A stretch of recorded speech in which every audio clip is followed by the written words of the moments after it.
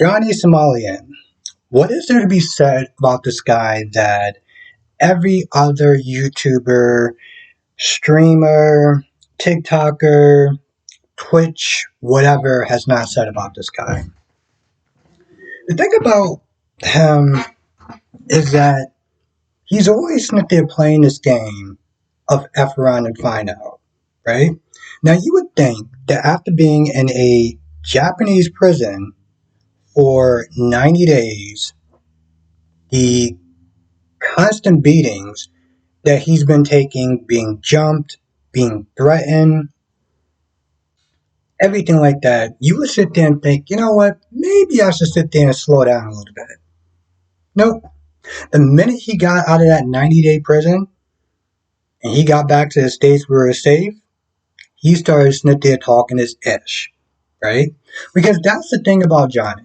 Johnny's the type of person that when you confront him, he wants to sit there and act like a 12-year-old little schoolgirl and cower. The minute that he is safe, the minute that he's behind his bodyguards, the minute that he's in another country, oh, he just letting his ish all fly, right?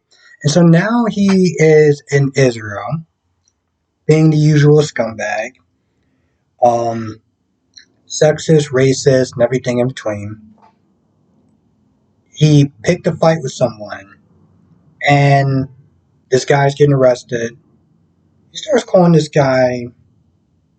Well, I can't even sit there and say what he called this guy, but it's something that black people has been called for a very long time. Which I'm gonna be honest, I don't even understand how you can sit there and say, like, as a person of color, I can't believe you even actually said something like that. I don't even think that most people understand just how messed up that is. Anyway, he's up there calling a bunch of names, telling the officer to arrest him, this, that, and the third. Another group or crowd or whatever starts like throwing stuff on him. 1 second. So he leaves and he meets a bunch of other people, whatever, and they seem like they're cool and they're chill. And as he's walking back to his hotel, somebody decides to jump him. He must have hit him with something, right? Because they're doing it over and over and over again. He's like, come on, man, yo, chill out. Come on, man, chill out. And I'm just like, bro, don't get it twisted. I don't wish harm on him or mostly anyone. But I'm a huge believer in karma, right? So while I'm watching this video, I'm just like, karma, right? Now he did make a text, Smith saying he's alright, but it just seems like every country, every place that he goes, he always has to act like a POS. No matter where he goes, the first thing he does is he says racist things. You know, whenever he approaches women, he starts getting up in their faces. He starts harassing them. He starts calling them names when they don't, flock to his advances. And I know people can sit there and be like, well, he's young, and so, he's just doing this for clout. But, my whole thing is like, bro, you're going to sit there and do that to the wrong person one day, and it's not going to end well. And he is very lucky.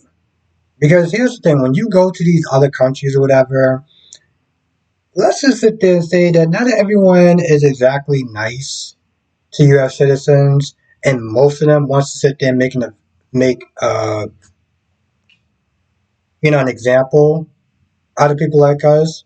Remember Ice Poseidon? He was in I forgot where he was actually at. What the hell was he in? I think Bangkok. And he did something that was mildly innocent.